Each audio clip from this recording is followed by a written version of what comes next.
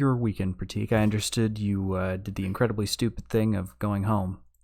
Did you just call me Pratik? Yes, I did. Why? I'm the one asking the questions here. That's not a good answer. Huh? Oh, so I could see my family at my legal residence. But you're supposed to be quarantined. Yeah, that's my legal residence. I was quarantined there. We came in contact with nobody else. Hmm. It was a good weekend. We painted Easter eggs. We had a cook-off.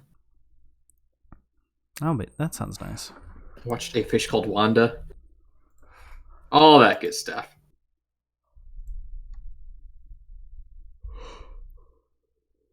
Oh, geez, sorry. Don't know why I'm so yawny. You a little Yanni. Mm-hmm. Oh, that's Purdue. I'm like, where is this stupid link? Do you have a good weekend yourself? Yeah. Yeah, stayed up way too late every night. Every night's a weekend now. No, because I still have work. But I had Friday off. So I stayed up late Thursday night, stayed up really late Friday night, and then stayed up really late last night as well. But I'm tired, apparently, because I'm continuously yawning. Jesus. So I shouldn't have any issue getting to bed at a normal time tonight. Oh, well, there you go. Up and early for work tomorrow. Yeah, for real. I don't want to work. Can I just get paid? That's not how this works. But working's not fun. Well, that's the point, right? Then it wouldn't be work if it was fun. Then to be play. Yeah. Fair enough. Jesus, I was not yawning at all. No, my brain's actually having to think. It's like, oh god, I don't have enough oxygen for this. Wow, you should get that checked out.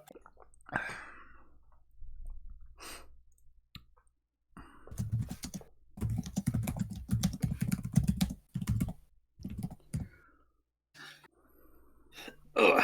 Yeah, get some fresh air, Sam. I don't want to go outside. The outside world is full of magic and wonder, Sam. I went to get groceries yesterday, and there's a little weight room next to my apartment. That's like it was the main exercise area for the apartment before they built the new main building or whatever. And there was some idiot in there working out. I'm like, you do realize that the governor closed all those buildings, and the Avenue did or not the Avenue, wherever I live, Adams Village. I'm just so used to talking about the Avenue. I can't remember. Adams Village did as well. So it's like, I could have been running on the treadmill this whole time. It's like, well, no, that's still, I wouldn't do it. That's pretty dumb.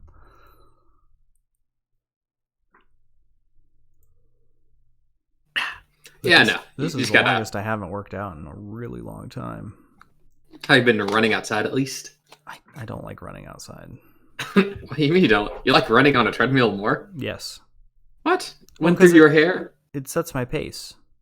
Well, when you run, you set your own pace on the ground. I don't keep a good pace when I run by my own. Oh, that's why you keep a timer. You can see what your mileage is. That's why I just like using a treadmill. But you can't use the treadmill, so now's the time to run outside, right? But I don't want to run outside. Well, then you're not gonna get exercise. Yes. Well, there you go. Agreed. I've been doing push-ups and jumping jacks, but I haven't been getting my cardio. So heart healthy. Oh, you can always just eat food. That's what I've been doing. Yeah. Well, I'll be eating healthier here soon because they didn't have any frozen yogurt. So there goes my frozen yogurt. There goes it all. You've really lost your will.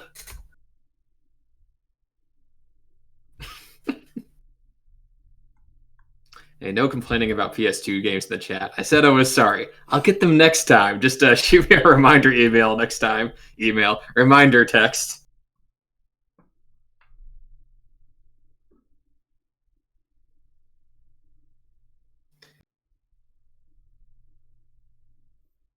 Oh, it was a good weekend, though. We did paint some eggs.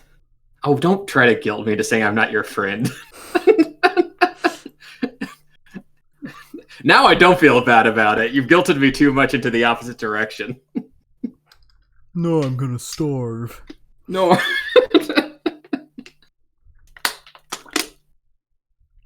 Just shoot me a reminder text to you next time, and I'll get them to you. Free of charge. And he was, I mean, you weren't gonna mail him, so. Well, yeah, I wasn't gonna do that. I don't actually know how to. I've never mailed anything from my apartment. Also, it's not too much of a zoomer. Mailing discs is a bit sketch. Is it? Well, you know, I'd just be worried about him breaking. I guess so. More faith in myself than somebody else. So. As your personal delivery boy. Yeah, exactly. Give it some padding. Some fluff. I saw something this morning that the USPS might be shut down by July or something like that. Right, but that's the mail. Yeah. But it was Reddit, so take it with a grain of salt, so it's probably false. I will.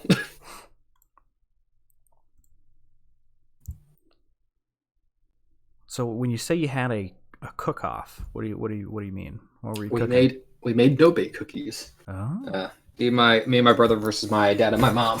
See who can make the better one. Who won? They were pretty similar, so we just had a tie. But I had a cook-off with my grandma, because she made Oreo truffles. Ooh. And she put them up against my truffles. Right. I wiped the floor with her. No contest. I won, hands down. Wow. Did you rub it in her face? No, but she was pretty upset about it. She was sad, but she was the one that said that I had won. So I was like, I mean, yours are good. You definitely could stuff your face more with these than mine, because mine would probably kill you. But tit for tat is just a better one. Yeah. Well, do you want to jump into the album? I'm ready. I'm gonna look at this clip first and see what's said in it. Oh yeah. Now I'm not your friend. Oh wow. I can't believe you said that, Cooper. That is completely out of context. I can already tell this is going in the repertoire. Cooper out of context, man. That out of context highlight reel could get you put in prison. Oh, Jonah's just being sad. I'll get them to you eventually, my homie. I wouldn't have gotten them to you this month anyways. Whoa, these monsters. Don't lump me in with him. Well, you did text me over the weekend. Make sure to not give those games to Jonah. No. I haven't. I was just saying, and Jonah can attest to that I hadn't heard from you, Matt, or Pratik since Thursday. Really? Yeah. Nobody got onto the Discord on Friday, so I swapped over to the Goons Discord, and then oh crap, I didn't send out my notifications. I'm gonna chat while I do this. I think we're being slandered in the chat. Probably. But I swapped over to the Goons because I was like, at least I'll have somebody to talk to. And then as soon as I swapped, Jonah got on, and I had been in our Discord for 6 hours waiting for somebody to hop on as well. Nobody did, so I was like, all right. What do you do when I'm not here? We'll wait for you to get back. And then, or was that yesterday? I don't remember. I think that was yesterday. Friday. No, I think. Yeah, no. Yeah, Friday, nobody hopped on before I joined D&D, and then that went late. So Yeah, I haven't heard. Matt was live earlier, so I got to hear his voice at least, but. Yeah, I can hear his voice. I should change the title of the stream to, add a dash. 1 year. Did I spell anniversary right? I did. There we go. Hey, there we go.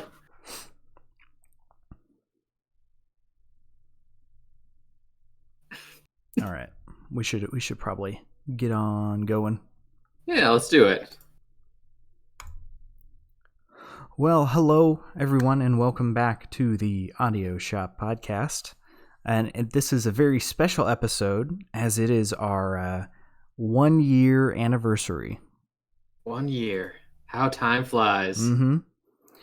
This is the 32nd album, but the 33rd podcast.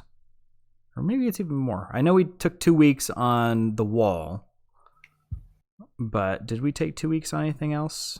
No, I think that was the only one. I think that was the only double episode. But yeah, this is we didn't quite hit 52, but we missed a couple here and there. We missed 20, which I feel like is going to be a lot less this coming year since I don't do anything, and Cooper's going to be working, so he's not going to do anything either. So I'll be working. Well, yeah, but that's not really going to interrupt our Sundays. Oh, that's true. With school, it was like you're going home, and I've got this real big project that I got to work on over the weekend. With work, you're just once you come home, you're home. So I work hard and I play hard, and I play harder. He's quoting a very old YouTube video there. Ooh. Which I think actually got taken offline. I think it's he took a lot of those down, sadly.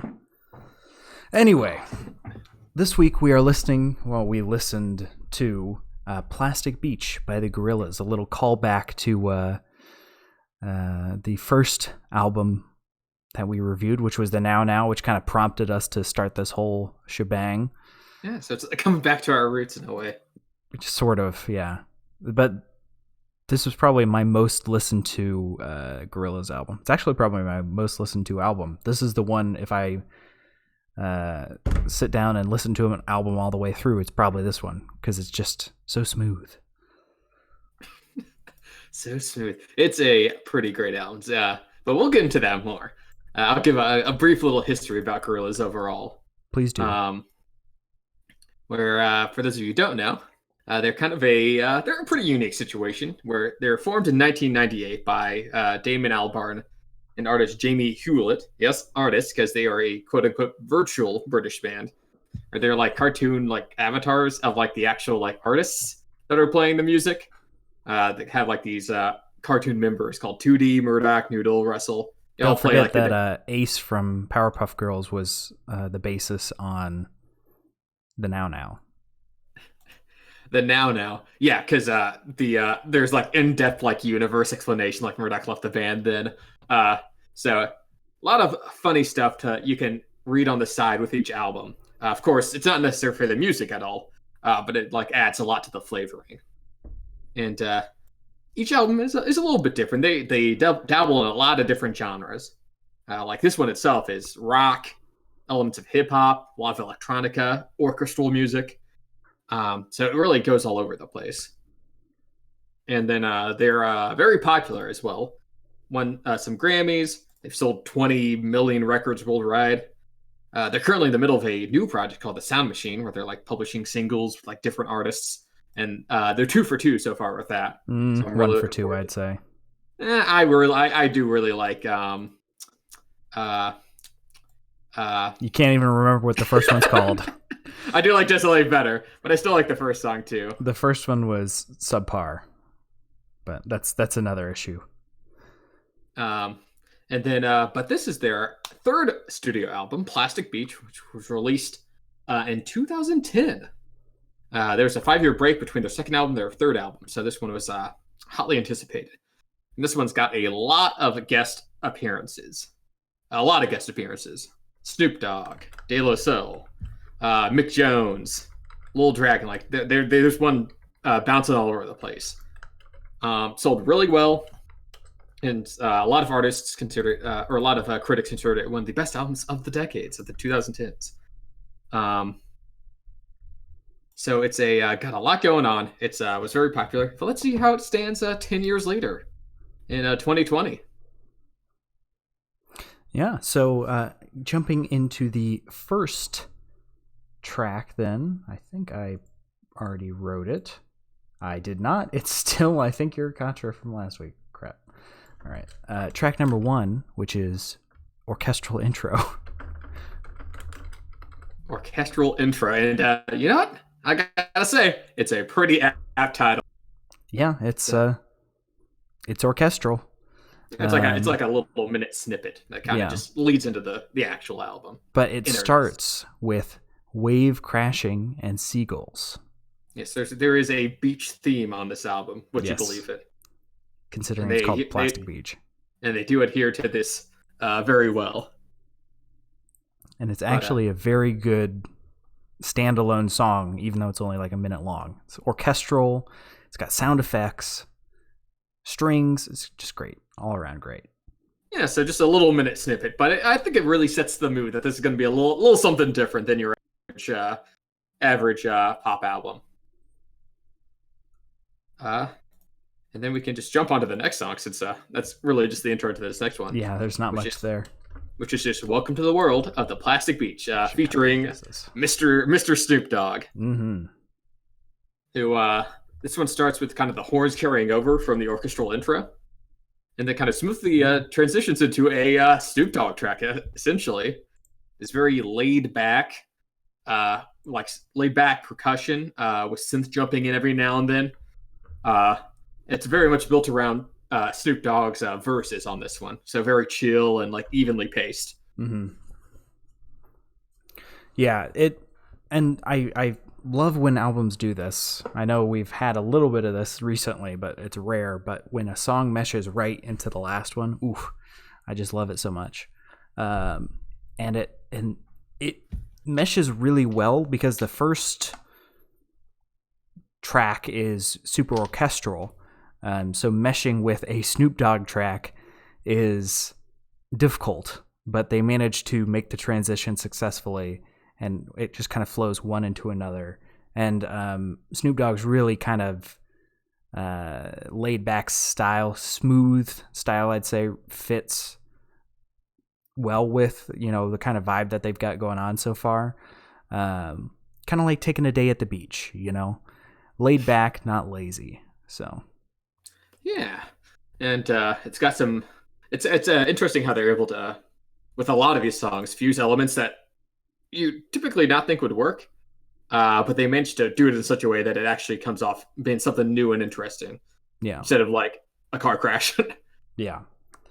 Yeah. Specifically, like one thing is I know I always rag on the drum kit, but this one actually sounds really good. I think it's probably because it's a high quality drum kit.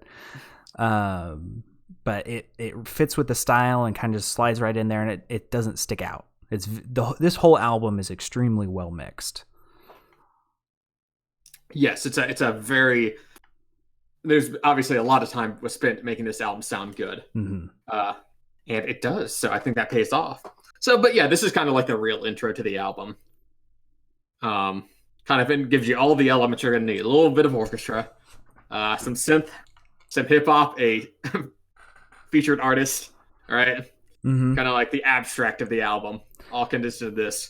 And the song starts out kind of orchestral, coming in from the intro, and then it shifts to completely electronic by the end of it, and it's really hard to tell where that shift happens.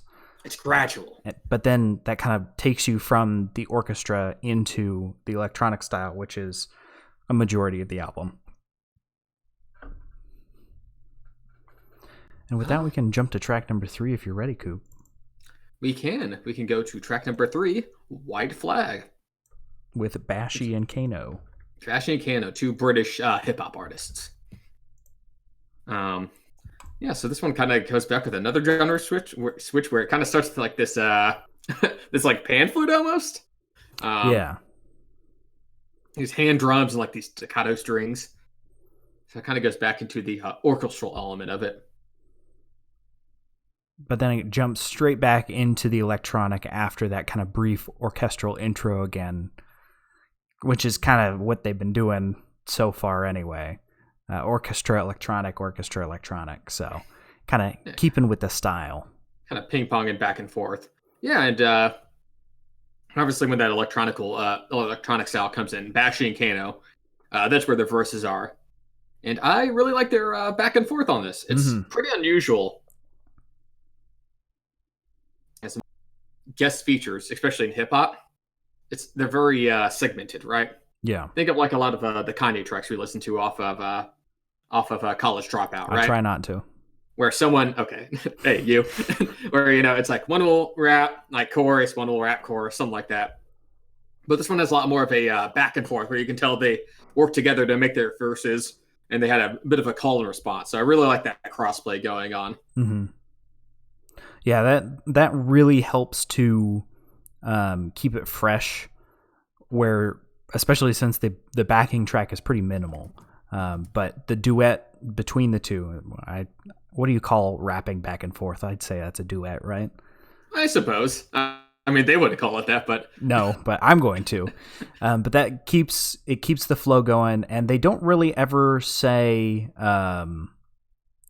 they don't ever really stick to the same melodic licks. It's constantly changing, and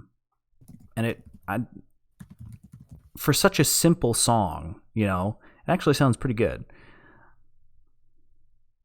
Yeah, no, it really sounds good. The only issue I have with it is that duck quacking synth. Do you know what I'm talking about? Talking about the wah yeah, going on in the background. It pops up every once in a while, and it kind of takes you out of it. But other than that, there's I think it pops up like 5 times, so it's not that bad. Yeah, no, it's it's definitely got some disparate, like what's the word, kind of dissonant elements. The backing instrumentals almost like too plingy at points, but it actually kind of all coalesces in the end, or kind of especially when the orchestra kind of comes back in and works with this synth. It's an interesting progression of a song. Yeah, and I really appreciate the flute solo coming back out of it to kind of bring the energy down for the next song, since they got a little bit high energy in the middle there. At least high energy from what we've seen so far.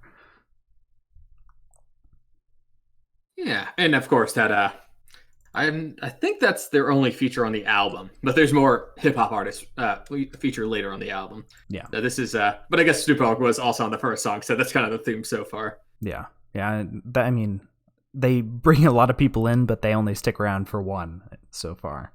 I think there's only one artist that is on 2. 2, I believe. Oh, yeah, you're right. Actually 3, because Mos Def, Bobby Womack, and Little Dragon. No, Yukimi. Yeah, Yukimi is Little Dragon. Oh, okay. Yeah, okay. Bobby Womack is on multiple.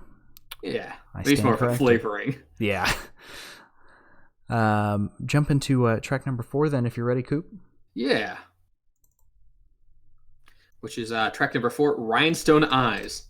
Now, this is a track I did not care for when I first listened through this album so many years ago.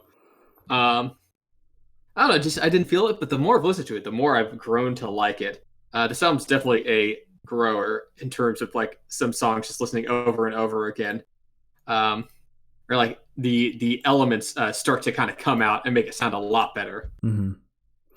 I don't know. I think it's because I got won over instantly because it's kind of got that more industrial electronic sound. It's got synth in there, so it's hard for me to make a snap negative judgment on a synth song, and it's kind of got that saw wave synth going on, so it's a lot harsher than anything we've had so far, which kind of fits with the lyrics, which are kind of industrial, factories, that kind of, it's all gibberish. And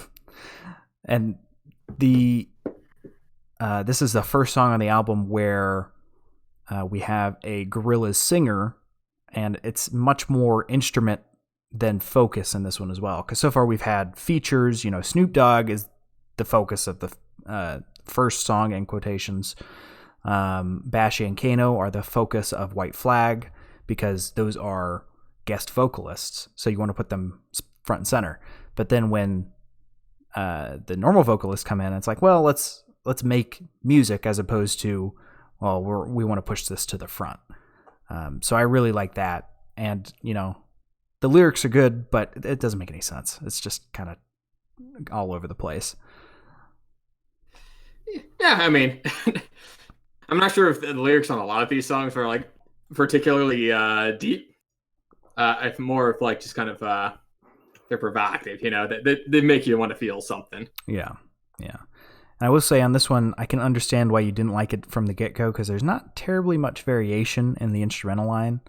But I do really like how the vocal line constantly evolves, and there's a couple subtle changes in the instrumental line that keep it just fresh enough so it doesn't die out by the end. Oh, yeah. It progresses a little bit. I'm not going to say it's the most complex song, but I think it's got a solid foundation that it kind of builds upon. Yeah. And I've grown to like it a little bit more over the years. Yeah. Jumping to track number 5 then. Yeah, Stylo. And this one's with 2 features.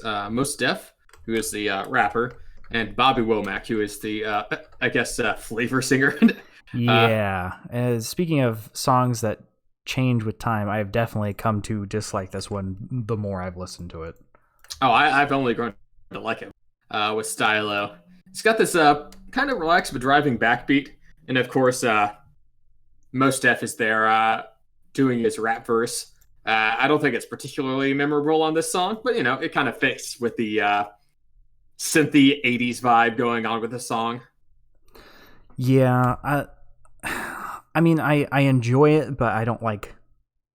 This is a good car song, and I don't know if it gives me that feeling of cruising down the highway because of how it is written, or because I've seen the music video so many times, which is, a highway scene. But I will say those droning notes that come in every once in a while, they really give me that nostalgic feeling of the old racing games. You know what I'm talking about? Yeah, I do. So I think that has quite a bit to do with it. Got a little nostalgic element. Mm-hmm. I also do like Allbarn's singing on this song, where it's got this kind of melodic or melancholic attribute to it. And really, it's kind of the first time he's singing on the album, since Rents and Eyes was almost more of a talk singing. Mm-hmm. This one was actually flexing his chops a little bit. I think it fits really well with the synth aesthetic. I love his vocals in this song. And then, of course, to pair with that is Bobby Womack. Yeah. Who is, this guy is flavorful and very exaggerated, which I kind of dig. Yeah. I mean, it's a bit off, kind of at odds with the style of most of this album, but I feel like it's kept short enough in this song, and the transitions within the song are good enough that they get away with it. It flows well enough to work. But okay, he's definitely not overused on this song. He just kind of comes in every now and then. But he's kind of jarring. It's pretty. His delivery is pretty hilarious. Though it's electric. Yeah, just blasting through. Yeah, he's got quite the voice. It's definitely, you definitely know when Bobby's coming in. Yeah. But yeah, it's another solid bop, and I think it's very nice that each song so far has been very distinct from one another. Mm-hmm. I mean, they obviously have a lot of synth in them, and there's some orchestral bits, but each one is extremely distinct in its own identity. Mm-hmm. Yeah, not cookie cutter in the slightest. And I think that basically holds out for the entirety of the album. Oh yeah, for sure. Speaking of unique, jumping to track number 6, Superfast Jellyfish. Superfast Jellyfish. Now this one's an interesting one. It's almost one of my most listened Gorillaz songs. If I had to give it a premise, it's almost like a cartoony breakfast commercial rap. Yeah. Which is a weird premise, and just kind of jumps in here in the middle of the track listing. But it is a fun song, like infectiously fun. It just works. It's so dense. There's so much going on, and it's in no small part to the 2 guest rappers on this one, which is De La Soul and Gruff Rise, I believe, who kind of have this very animated rap delivery, Gruff with the kind of a lot lower happy-go-lucky sound, and Mm-hmm. De La Soul with his typical hip-hop delivery. And it's they also have this back and forth with almost not like these are the most nonsense lyrics on the entire album. Yeah. They're talking about like cooking and eating breakfast and stuff. Yeah. I mean, they're certainly helped with the expert. I don't know if it's an excerpt from an actual commercial or if they wrote it for this song, but it sounds like an old, breakfast commercial. And again, the duet style really helps to spice it up. Oh yeah, and then of course it's paired by this really fun synth backing, Mm-hmm. or like little high pitched vocals will come in, and very bubbly production. Yeah, it's kind of like I feel like it's kind of in the vein of Clint Eastwood, rap with a little bit of singing sprinkled over the top. And this rapper can actually sing. Like he's actually got a good singing voice, which is a nice change. And then they bring in the vocoder, which I'm hot for the vocoder. You're hot for vocoders. And then they throw, as the song's winding down, they throw that little David Attenborough clip in the background, which is nice. It's just a fun song. It's an extremely fun song. Fun to sing along to, too. Yeah. Which you've done multiple times. A lot. I will say there's so many filters on each instrument. It's impossible to tell what is what. But near the end there's that drum that comes in, and I absolutely love it. And I feel like this is one of the best examples of good songwriting, since even as the song is ending, they throw in a couple new elements to kind of help it evolve, but it doesn't feel forced. I can't remember. There's one song specifically I'm thinking of where there's a sax solo that comes in the last 15 seconds, and it feels super forced, and you're like, why is there a sax coming in now? This isn't in the style of the song whatsoever. And then it fades out in the traditional song fade, and it's like, that was kind of weird. Oh, there's a little bit that on the Last Weekend album, right? So no, this is an old song. I can't remember what it is.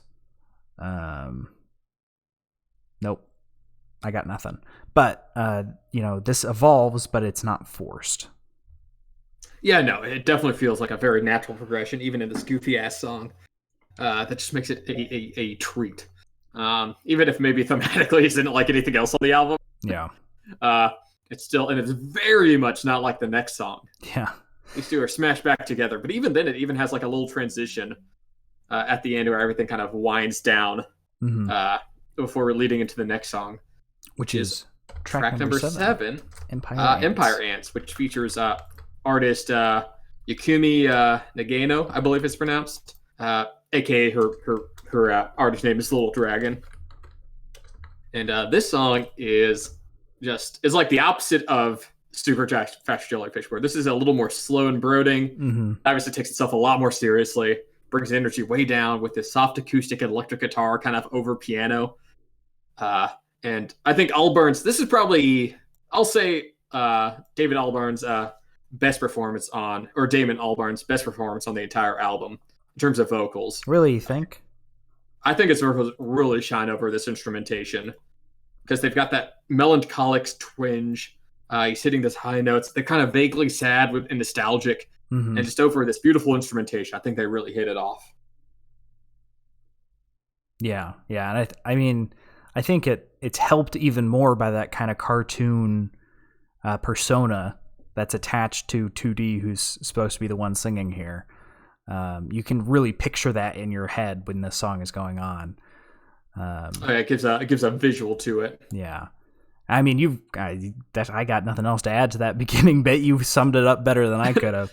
I mean, it's basically the song, like you say, beginning bit, because the song's basically in two parts, where the first part kind of said very soft acoustic, electric, and piano, and then around pretty much the halfway point exactly, that drops out for this very driving synth head bobbing beat, where it then switches over to Little Dragon and her female vocals, and it's such a good change. Yeah. Where even though they're very distinct sections, they feel like they belong together. And the transition is really well done, because it brings instruments in one at a time.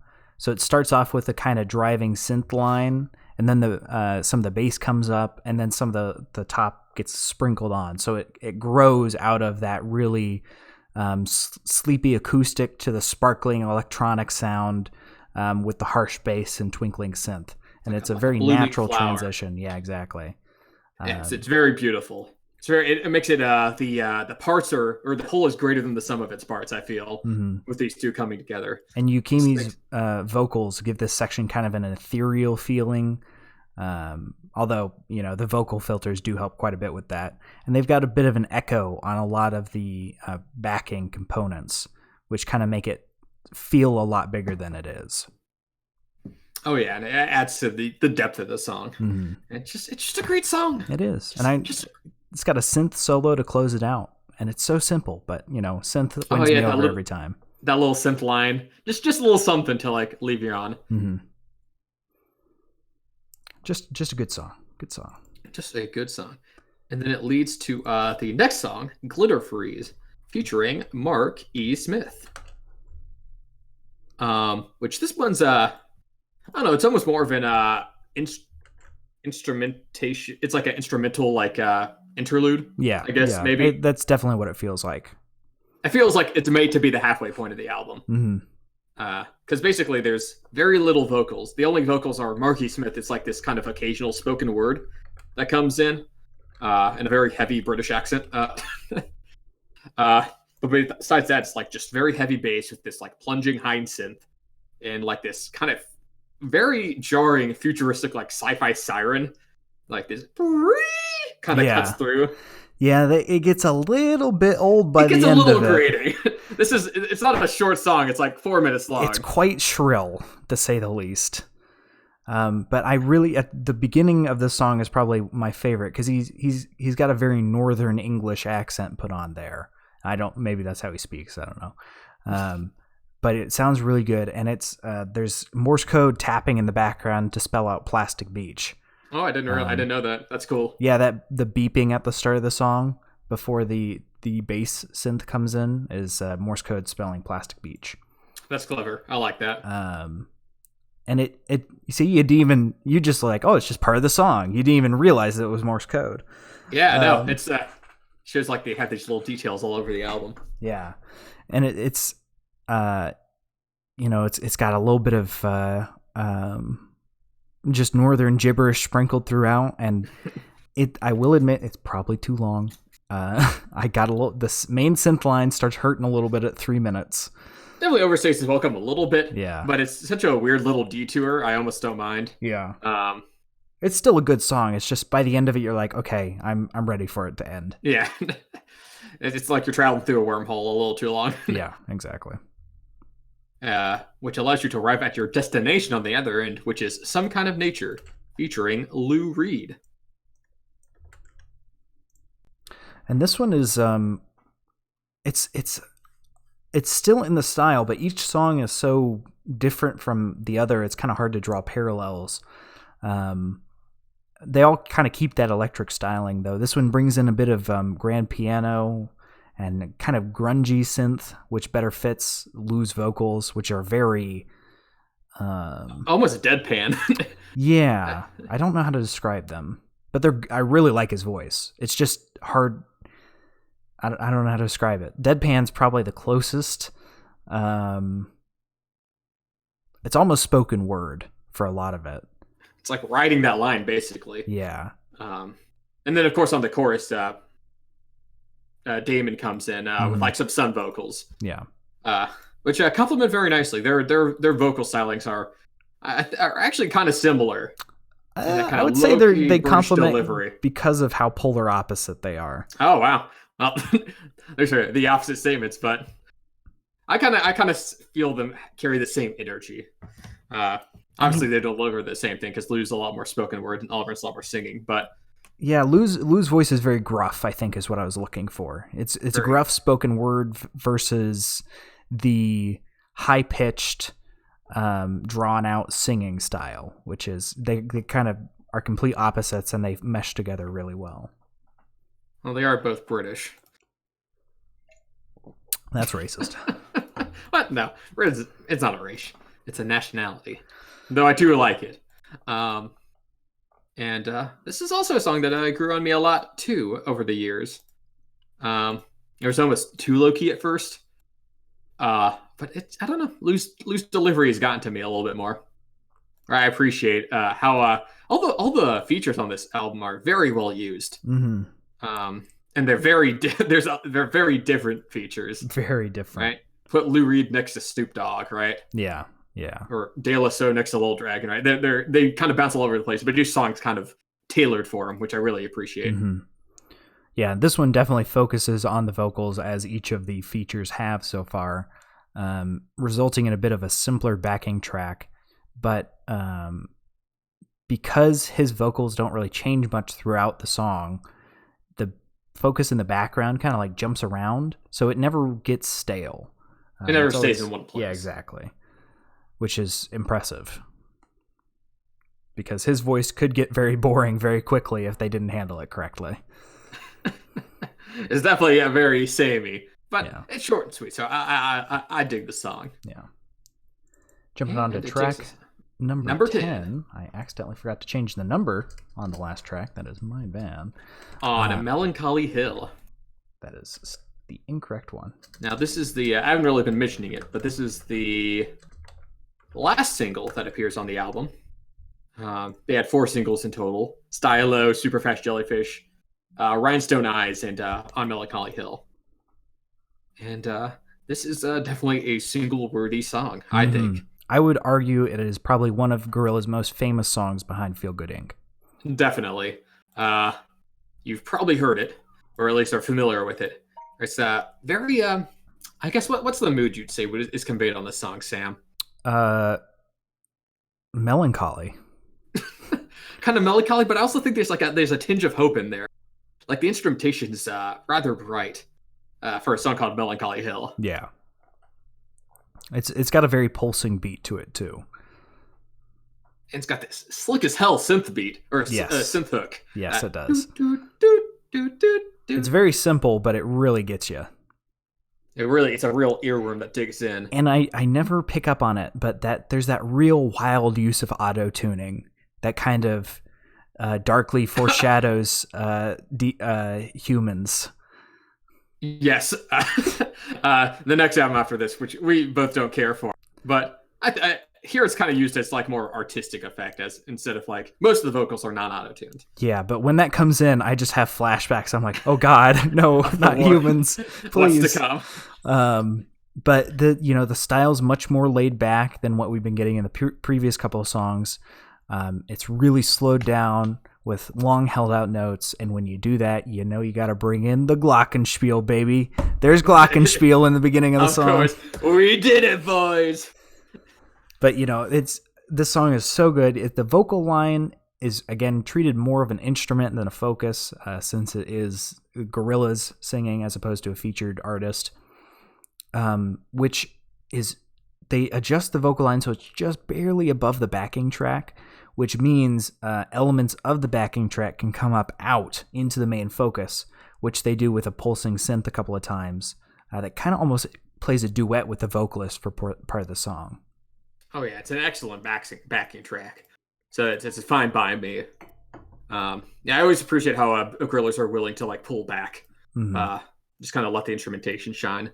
Obviously, they don't do that as much on the featured songs, but there's enough non-feature songs that they're able to give the songs room to breathe. Yeah, it's not oversaturated.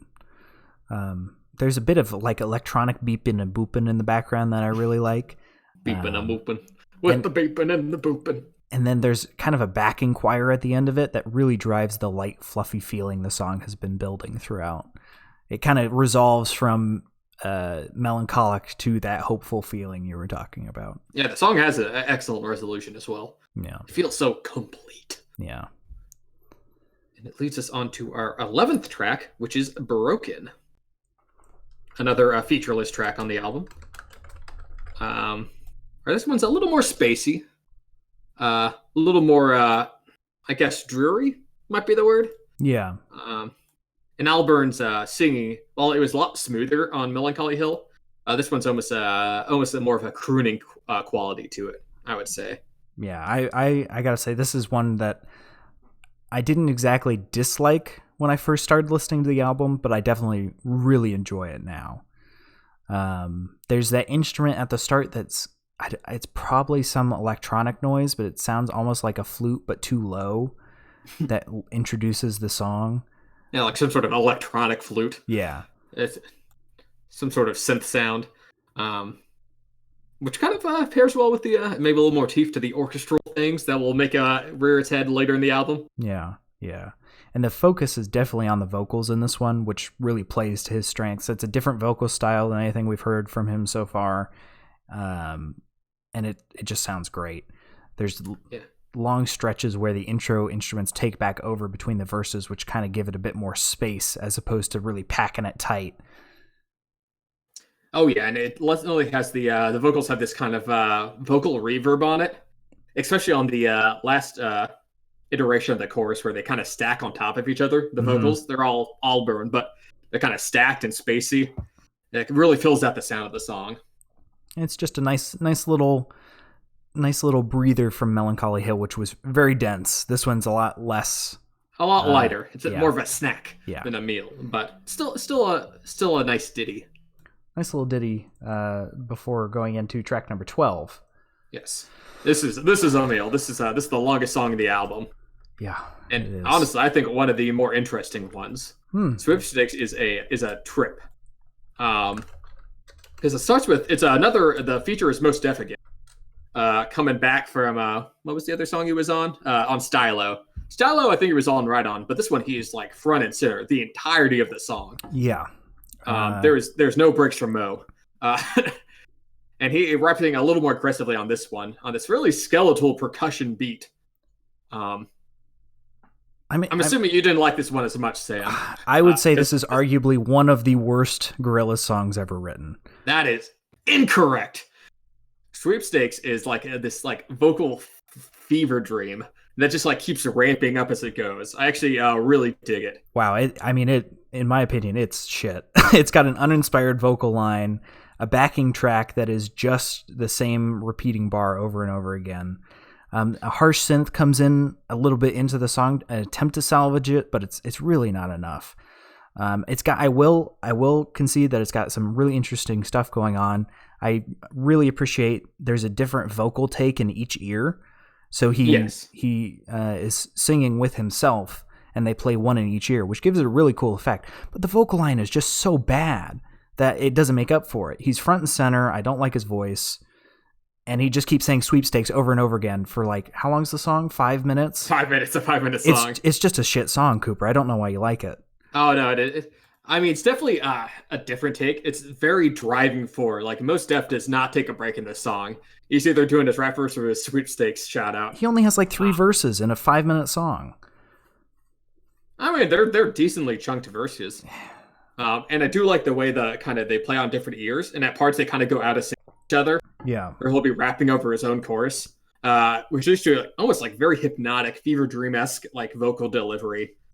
And the synth, while it is very skeletal at the beginning, it does fill itself out a bit, where this kind of chaotic brass comes in about halfway through the song, as well as the percussion becoming a little more full. I really like the way the song progresses. It's like basically as stripped back as possible to keeping that same spirit while also filling out the sound. Yeah, the brass comes in and kind of attempts to save it, but those damn boops are still the most prominent feature in the backing. They're still over the top of everything else. And while each song has been unique in its own right, this one sticks out like a sore thumb from the style of the album so far. Everything else has kind of been, they're all completely different, but you're like, okay, yeah, Melancholy Hill into Broken, Some Kind of Nature, From Glitter Freeze, everything makes sense in the progression. And then this one is just there. It's like a little turd on top. I mean, I'll definitely agree it stands out, but I think it stands out in a decent way. I have to disagree. It's a terrible song. Or it's like a departure type of thing. But I think it has an idea, and I think it brings it to its fruition. Does it go a little bit long? Yes, it definitely didn't need to be a 5-minute song. But I think it keeps adding in new things at each minute mark. to keep it interesting enough. I Plus, don't plus I just like Mos Def's delivery. I hate it. So I think that's the biggest issue. He is the front and center feature for 5 minutes. Oh yeah, if you don't like Mos Def, then you do not like this song. So I guess I can't blame you there. Yeah, it's something about his voice I dislike, and then over half the time he is just saying sweepstakes over and over again. No, I don't want the song to be funny. I want it to be good, Cooper. It is good, but it's also kind of funny. It's not good. Superfast Jellyfish is good and funny. This is bad. Oh, I like this one. This is, but I can see why it's divisive. It's definitely a completely different sound from the rest of the album. Yeah,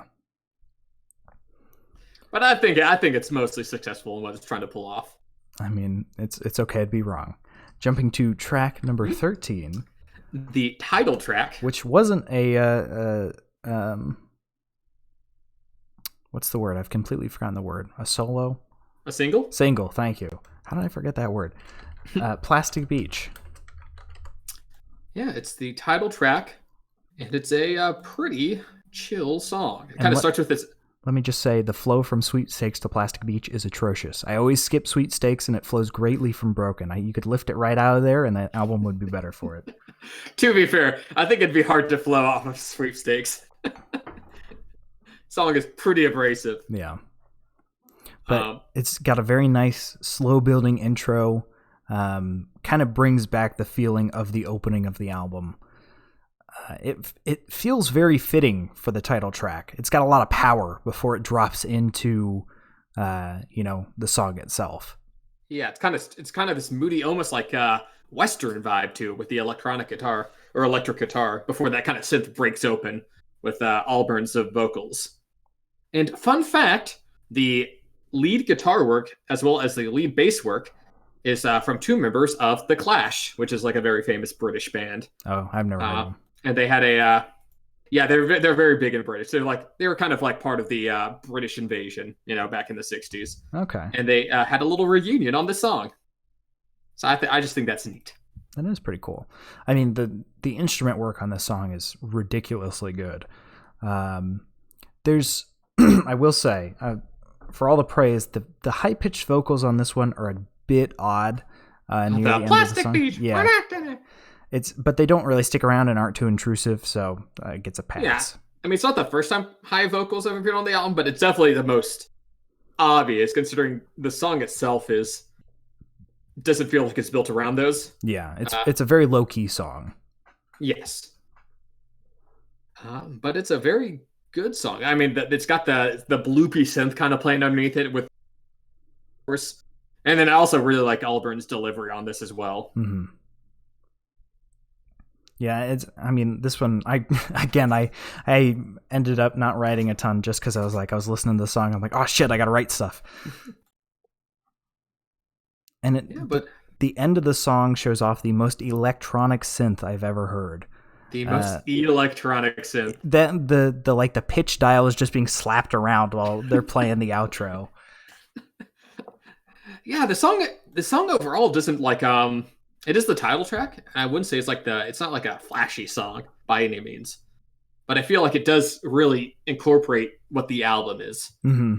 Like all these kind of, the guitar, the vocals, and the electric kind of all coming together.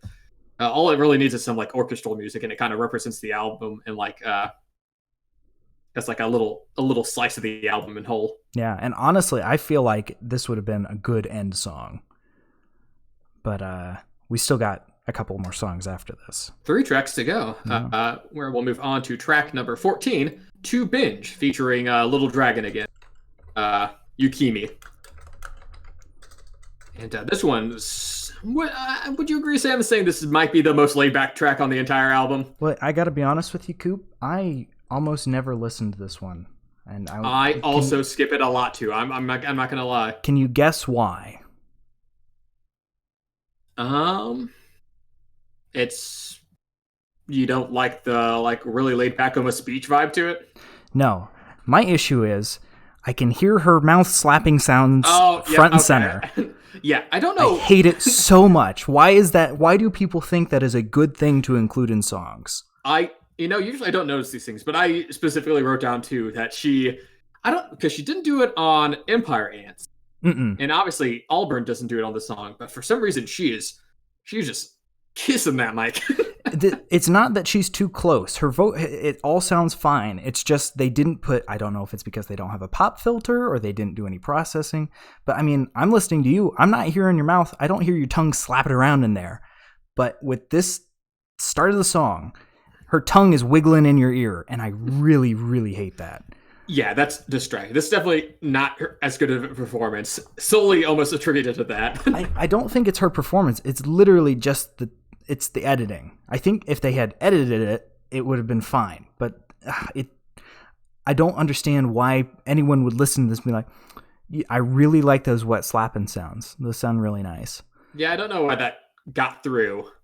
I mean, still, like the instrumentation itself isn't like bad. It's got almost like a flowing, lazy river vibe. Yeah. The song's great. I mean, I really like the synth breakdown.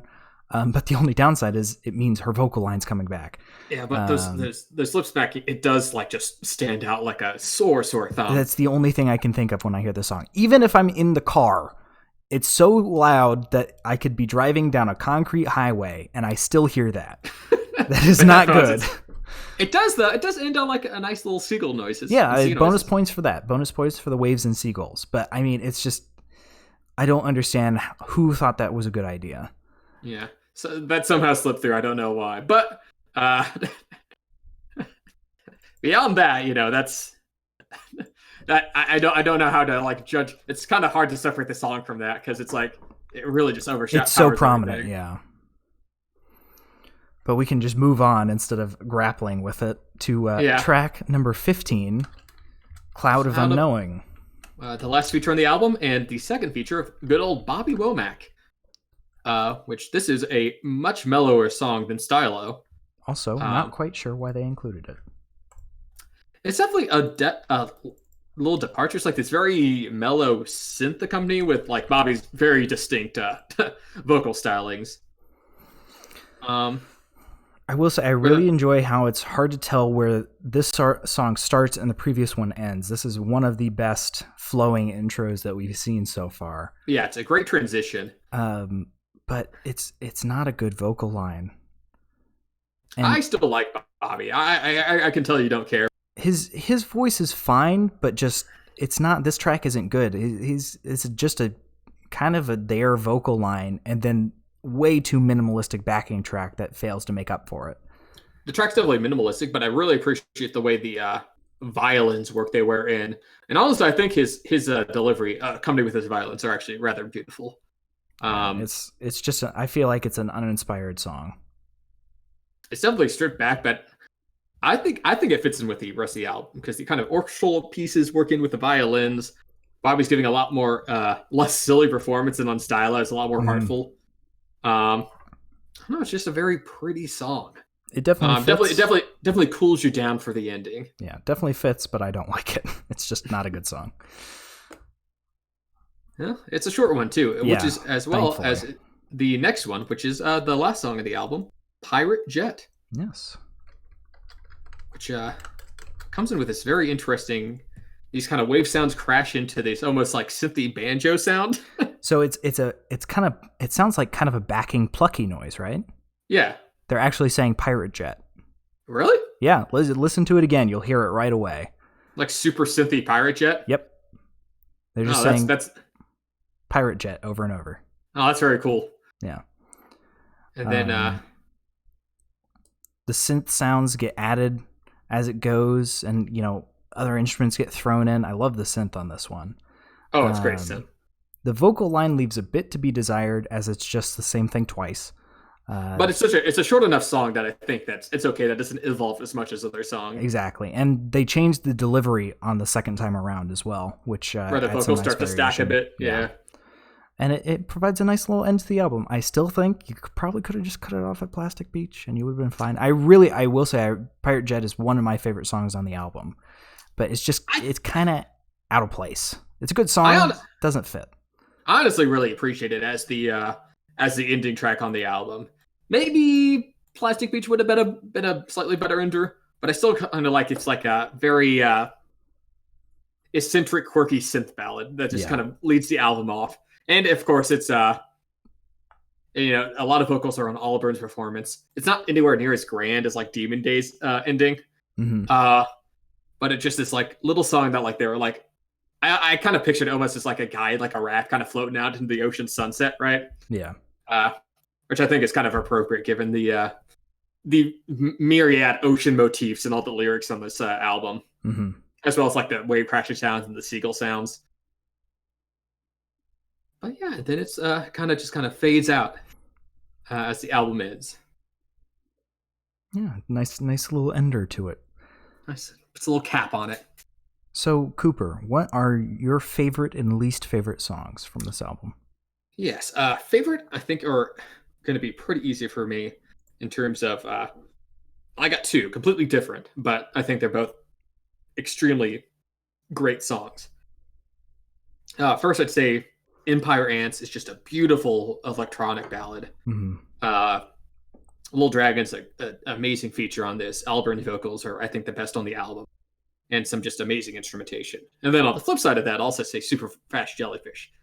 Great features for a completely different reason, just because they're hilarious, they're animated, the instrumentation's like so out there, but it all coalesces and comes together for just a great, fun song. They're like complete opposites, and they're right next to each other in the song listing, but they're just both amazing tracks, and I love them both dearly. Least favorite, maybe I'd probably say To Binge. It's the only one that's like I also actively kind of avoid, just because that damn lick smacking. And overall, I think the instrumentation is almost too lazy to a point, where it's not like bad instrumentation, but I don't get too much out of it. It's rather skippable for me. What about you, Sam? Favorite and least favorite?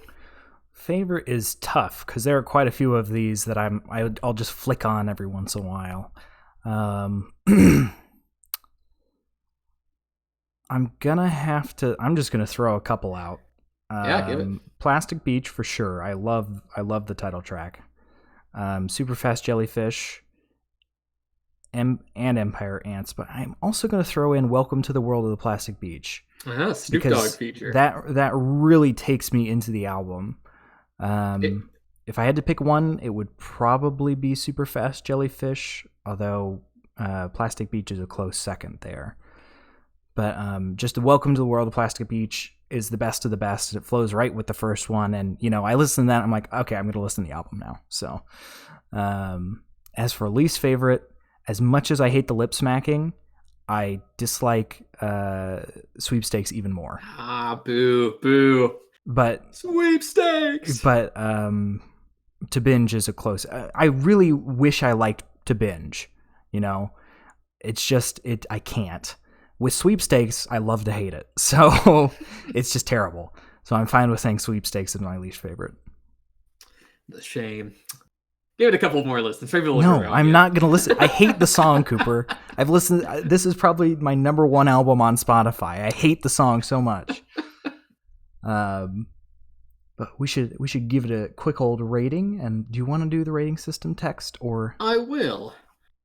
So here at the audio shop, we are car fanatics, and audiomobile files is what we call ourselves. We love them. 4 wheels, a motor, oh yeah. So of course we theme our rating system off of that. With our tip top, this is the best of the best right here is a showroom. That's a 10 out of 10, 5 out of 5. And then right at the bottom you have a scrapyard, and ooh yuck, get it away from me. Where this is something you wouldn't even recommend to your enemies. They're just nothing of use there. And then, of course, we have all the rankings in between. We might give it a high or a low, depending on how we feel. And yeah, that's the general gist of it. Sam, what would you say is your overall ranking of this album? My overall ranking, I think I'm going to have to say, let me type it out as I stall for time. I can I'm waiting in suspense. I think I'm going to give it a low showroom. As I said, this is probably one of my favorite albums. I listen to it a lot. That being said, I do skip quite a few songs when I listen to it. I always skip Sweepstakes. I always skip To Binge and Clouds of Unknowing. Because they just kind of detract from the overall album experience for me. So, Yeah, I definitely think it's worth a listen. It's probably one of Gorillaz' best albums. Sure as hell better than Humans. But yeah, I just think it's a very good listen, and I listen to it quite a lot. Yeah, I think I'm gonna have to be in complete agreement with you on that one, Sam, and give it also a low show. Um, like you said, it's not a perfect album. There's points on here that are a little more skippable. Uh, I mean, I like sweepstakes, but I can understand how it's not for everyone. But tit for tat, this is a chunky album, right? Mm-hmm. It's almost an hour long, and like the vast majority of it isn't just good. It's like great stuff. Um, sure, maybe not perfect throughout the entire runtime. You could trim some of the fat, but for a 16 track album, there is a lot of gold up in these hills. So I'd recommend it to anyone. It's cohesive, and yet each song has a very distinct identity. An amazing use of features. Like it's amazing how well they're utilized, and just great instrumentation. It's just a fantastic album all around, and I recommend it to anyone. I completely agree. But that was Plastic Beach by Gorillaz. So yeah, we can move on to the spare tire now that the 1 year anniversary extravaganza. We didn't really do anything different. We just We reviewed Gorillaz. Yeah, but I think that should be a little annual treat. Yeah. But we can give our plastic our spare tires, which is just basically our plastic tires. Our plastic tires. Basically, what we've been listening to these past couple days. In terms of what I've can't talk now. What I've been listening to is I listened to a new Thundercat album that just came out. It is what it is. Thundercat's a great artist who kind of has this very I'm not going to say jazz, but like a very instrument oriented discography, where it's got some hip hop influences, but a lot of R&B, a lot of very romantic instrumentation. And his new album was pretty good. Not my favorite. I think his last several have been better, but still very listenable. And then so that's kind of my spare tire of the week. I've been listening to 2 songs. One's called "We're Finally Landing" by Home. I don't remember both of these. I think were in meme videos or something, and then that's how I discovered the good singles. But it's very, very good, kind of low key. I've been listening to it quite a lot. And then another one is an edit of Crystal Dolphin, which is a Portuguese song, but it's an edit by Englewood, and it is just it's catchy. It doesn't end well, but it's one of those songs where the starting hook is so good you listen to it again and again, even though the ending is kind of crap. Like Big Wave, that song I recommended a while ago. Oh, yeah. That I hate the ending. Or I don't hate the ending, it's different, but the beginning of it is just so good it keeps bringing me back. So I've kind of had those 2 on repeat the past couple of days. Hey, well, nice. I'll have to give them a look-see. Yeah, they're pretty good. And then I guess that's pretty much it in terms of everything we got. We've been doing this for a solid year. Can you believe it, Sam? It's felt kind of longer. There's been a lot of changes in the year, so it's definitely felt longer than a year. I say we've grown as people, though. Yeah. And we hope here's to the next 80 years of Audio Shop. That's a long time. I don't think we'll be able to do it much in 5 years when all the world governments collapse. Oh, well, as long as Twitch is still up, we'll be here. And Amazon will be ruling everything, so Twitch will still be up. But yeah, so if you want to keep updated on what we'll be reviewing next, please head over to the @AudioShop14 Twitter feed. We'll tell you what we'll be listening to, and we pretty much always come in at Sunday at 8 p.m. Eastern, so keep an eye there.